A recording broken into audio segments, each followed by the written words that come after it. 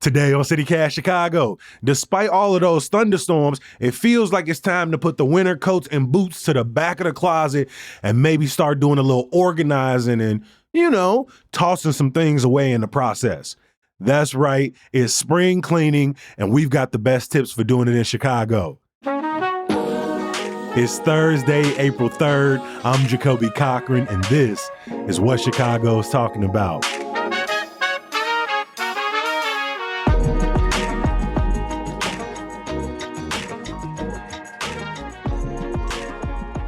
Sandy Spatz, her organizing service and business Step by Step by Sandy, helps people declutter and organize their homes and their lives. Sandy, welcome to CityCast Chicago. Oh, pleasure to be here. Thank you. I was sitting down talking to our producer, Michelle Navarro, and she said during this time, whether it's third fake winter or the sort of start of spring, she really likes to use this time to clean her home. And so I was wondering, for someone like yourself, what does spring cleaning mean? How is that different than our daily or weekly cleanings or deep cleanings that we may do in our own lives? That's interesting because people always say to me, oh, you must be getting a lot of calls for spring cleaning. And, it's not predictable in that way because I think organizing can happen anytime. And unfortunately, most of the time it happens when people have just reached their limit. I do understand that spring sort of inspires, rebirth and letting go and cleaning out and starting new, just like, we look outside in nature. And I think that's good if that does inspire you. But there are lots of points in the year that can inspire people, right? The holidays, for instance, or the start of the school year, or, summer vacation. The whole family's going to get involved in letting go and going through stuff and sorting. So I get great joy out of helping people sort and reorganize and declutter. I mean, decluttering is organizing, just so people know. It doesn't mean you have to, throw everything out, but it does mean finding a home for the things that you're going to keep, right? So I think it's important to not pressure yourself to say, okay, it's spring. I am now going to organize my house. Where do you like to start if you're helping people who are really inspired or really motivated or really overwhelmed to start spring cleaning? Where do you get them started in their space? Everybody has a pain point. Right. So some things are harder to organize than others for everybody. Some people it's books, some people it's paper, some people it's clothes. I would start with clothes, especially if you have kids, because you know that those snow boots aren't going to fit next year. You know that winter coat is going to be too small unless you have another kid to hand it to. Right. But if you're done having kids and that's your last kid and that's your youngest kid, it's a good time to let go of that stuff. One little trick that I didn't make this, I didn't create this, but it makes sense to me is you have all the clothes in your closet, right? And they're all on hangers. And you have them all facing backwards, meaning that the hook is sort of coming back over from the back, right? So then when you wear something, you turn it the normal way. And at the end of a season, you look and see which clothes did you not wear? Because the hanger is not turned around. And so you say, oh, I didn't wear that. And in fact, I didn't even wear that last winter. Could be time to get rid of that.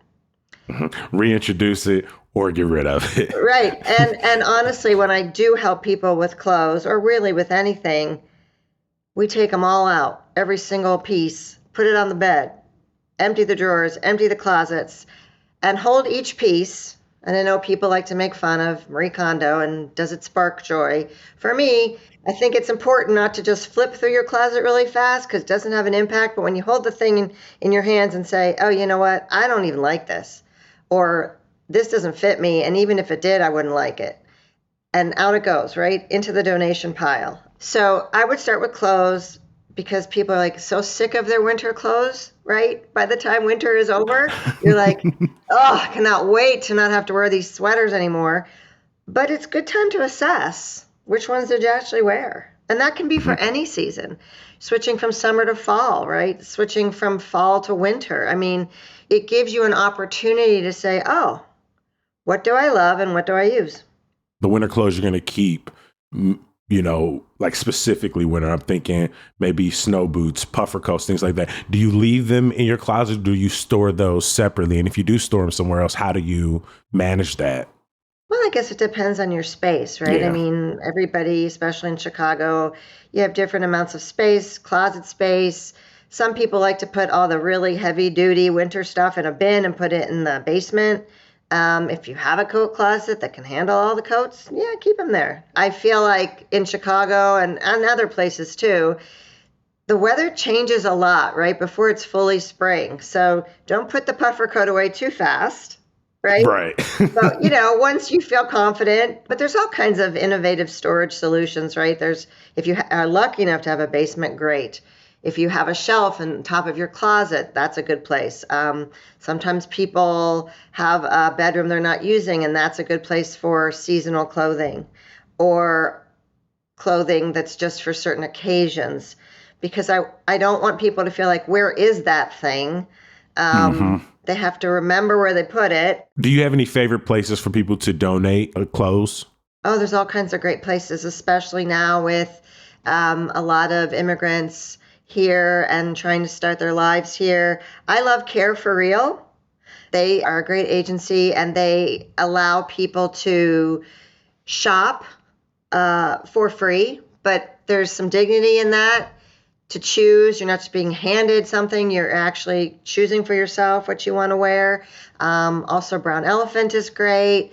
There's all kinds of organizations. I know lots of people, their churches collect clothing and hand out clothing to immigrants and to others in need. There's actually no shortage of need. So Hmm. I like people to feel good about where their clothes are landing. I think that also helps in the letting go process when you know that somebody else is going to be able to use it. That goes for anything in your house. So once you've kind of made your way through clothes, if people are having trouble letting go of stuff, but they're not wearing it, they're not using it, how do you talk people through that process, whether it's clothes or books or old newspapers, whatever the case may be? Everybody has a different level of challenge with that, right? I mean, that's why they call me. A lot of people feel like, well, maybe someday. I don't tell people what to get rid of, but I do ask a lot of questions, and some of them are pretty challenging and force people to really look at how they live and why they're saving something. Sometimes I have people who save things that make them feel so badly, like, oh, this is the briefcase that I used at that job that I hated, right? And I'm like, so let's get rid of it. Oh, no, no, no. And I'm like, why do you want to look at that and feel bad? Um, and that's an interesting question, right? But other stuff isn't so complicated. I think for clothing, like, oh, I'm going to fit into that someday. That's mostly what I hear. Or, oh, it was so expensive. I don't want to just get rid of that. And I say, well, the money's gone, right? If you're not going to wear it, let's get rid of it so that it doesn't keep reminding you of all that money you spent on that dress you only wore once. I feel like sometimes the possessions comfort people. People surround themselves with things as protection or comfort. Somebody could say, I grew up with nothing and now I can buy whatever I want. And then they surround themselves with things, or they're going through a painful time and they feel like they don't, if they have a loss, either a death or a divorce or a million things that can happen in life where you experience loss and grief, they feel like they don't want to experience any more loss. And so things get personal really quickly in my line of work. I'm coming into your home, I'm seeing your stuff, I'm touching your stuff. So we have to establish some trust, right? It's a process. And I know that some people are afraid to use a professional organizer because they feel like they're going to make you throw things out. But that's not what I do. I can't speak for everyone because there's a lot of us out there, but that's not what I do. And I think eventually through the conversation, people realize, oh, you're right. I don't need to keep that article. I can take a picture of it. It's an interesting psychological process. What are some actions that people often forget during spring cleaning or these times of deep organization? I always recommend to wait to buy any bins and baskets and containers. People tend to rush out and go to, any of the big box stores or container store and be like, oh, I love all these things. This is going to help me get organized. You don't know what you're going to have left. You don't know what you're actually going to need, and more importantly, where you're going to store it. So once we go through the process of letting go and deciding what's being kept, and then we can say, oh, these are the all the pots and pans I'm keeping, or this is the amount of food storage I'm going to keep, or this is how many shoes I'm going to have left, and then you decide, okay, now we can buy you a shoe rack, right? Or now we know that you don't actually need an extra bookcase because you've downsized your books, right? So you just want to wait, not spend the money. And also, I think the thing that I find the most helpful is that you store things where you use them. So wherever you're going to use those things, then we figure out how it can be stored and accessible.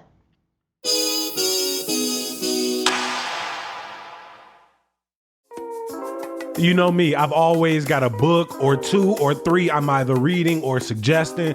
And we will always pull for the local independent Chicago bookstores. But hey, I get it. With busy schedules, shopping online can be convenient. And with bookshop.org, you don't have to choose.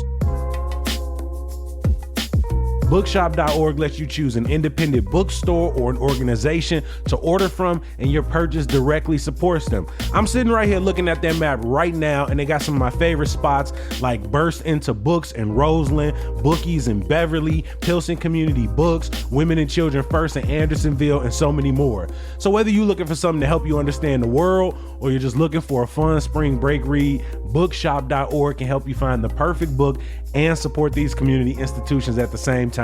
Plus, if you use code CityCast, you'll get 15% off your next order at bookshop.org. I'm about to use it right now. I imagine most of the people listening are like myself, reside in an apartment. And I have been in apartments of all kinds of sizes across this city. But I know for me, the place that is the hardest for me to keep organized is probably a junk drawer or the closet, whether it's a hall closet or a room closet. Keeping big spaces clean and organized, I got that. I could do that.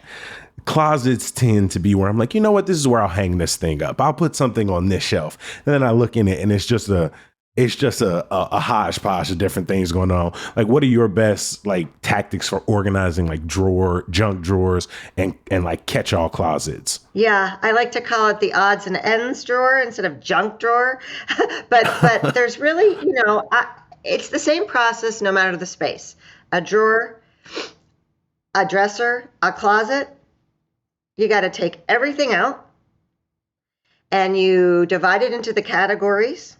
Right? Same for a closet. You take all the clothes out. You take all the stuff that's on the top shelf. You get everything out that's on the floor. And then you see what you have. And then you say, oh, okay, so up here I have light bulbs. But, I also keep light bulbs in the laundry room. Oh, maybe I should keep them all together in one place. Where do I have room for that, right? Or, I have some tools up in this junk drawer, but I have my toolbox in the bottom of my clothes closet. Oh, maybe I should put all the tools together. Or I have 75 pens. I wonder if they work. So, take the time to see what pens work and throw the rest away. It's really looking at each thing, and when you see it, you say, oh, I don't even need that, or I don't even know I had that. But you can't do it piecemeal. You really have to empty the space, and then when you rehome things, whether it's in a bin, and I do love clear bins often because then you can see right away. I do love labels. Label the things so you know that in this box are all my light bulbs. Suddenly you start seeing things in a different way when you bring them all out and you shine the light on it. People do a lot of things in their lives, so it makes sense that you say, oh, I'm just going to stick this in here, stick this in here, stick it. And then sometimes you don't even remember you have it.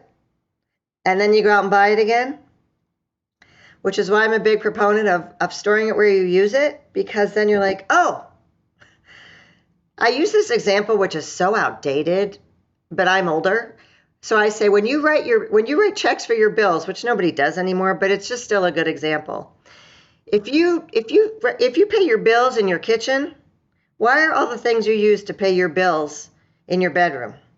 Let's find a place in the kitchen where that is so that it's right where you use it. You're not looking for it. And sometimes when you have to go looking for it, then you get distracted by like, oh, what else is in here, right? So just sort of streamline how you live in your space can not only save you time, but I think it also creates peace. 100%. Um, for some people, maintaining a space is overwhelming, Yeah. but they can't afford to get an organizer, right? What things would you suggest people? What kind of advice would you give folks? So I think it's important to open your mail every day. I know most everything is digital, but I still get a ton of mail. I don't know about anybody else. And I think it's really important to get the mail and look at it every day and decide, do I need to act on this? Is this recycling? Do I need to shred this instead of having just a stack of things on your desk or your counter that's this big? And if you do that every day, just sort it. I'm not saying act on it. Then you won't have piles of paper all over the house. All the paper should be there. What if we're using a very similar example, but we're not talking about a couple hundreds or a couple dozen pieces of paper, but we're talking thousands of unread emails. I don't know about you, but I'll check right now. I'll put myself on blast right now. I have 15,670 unread emails across across 5 different email inboxes. They're all organized in one app, but 15,000 because of all the spam and everything else that comes in, all of the magazines, all of the faux subscriptions. How would you suggest somebody clear out, Wow. like start the process of clearing that out? It's going to take you a minute to get through those. But I would do the same thing, either the beginning or the end of every day. I do check every day which ones are important. Like I do the scan, open the ones I need. And then the others, rather than like deleting or unsubscribing, I'm just like, I just let those fall by the wayside. So But why don't you just delete them while you're going through? that's a good question. That's a good question. I don't know. 200 a day. They back up quick. It's 200 a day. I get a lot of emails. Yeah, I bet you do. So, I mean, I think it has to be the same process because the lower it gets down, the less likely you are going to go through it. 30 unread texts, like the digital clutter, it feels overwhelming. But because I don't like see it in the same way Right. as if it were 15,000 pieces of paper, I feel like I treat them different. But they can cause a very similar emotional reaction of feeling overwhelmed. 100%. I wonder though, since you probably are on your computer quite a bit, right? Throughout the day, could it be like something you do at the start and the end of the day?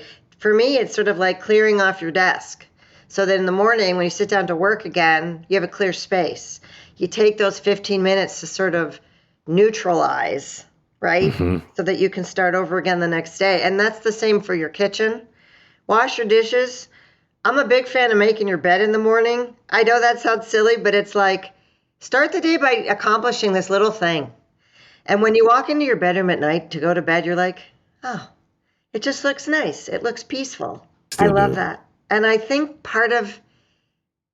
and the overwhelm can build. I mean, back to your inboxes, it'll just build and build. And now you're like, well, now forget it. hmm So yeah, okay, forget it. Just do the ones you received today. I got you. I'm gonna try and adopt that practice today. Just do the ones you got today. What are those tips that you would give people on just keeping their space clean day to day? It's sort of this way of just saying, being present and being mindful in the moments of your life, right? Like I have a bag in my closet on the floor. If I put something on and I look in the mirror and I'm like, oh no, I'm done with this. It goes in the bag. I don't need to leave it until I do this whole purge of my closet, right? Or if I read a book and I enjoyed it and I think, yeah, I'm probably not going to read that again. I love going around and putting them in the little book birdhouse things that everybody has all over the place, or I lend it to a friend or I donate it. So it's sort of like small actions, right? It's looking in your fridge before you go grocery shopping, looking in your pantry. I'm going to wash the dishes. I'm going to do the one load of laundry instead of, oh my God, now I have 5 loads of laundry and I have to go to the laundromat to do it, right? It's sort of making space in your life so that you can prevent the overwhelm, right? And I know everyone's like, oh, I'm so busy. That word is starting to really annoy me.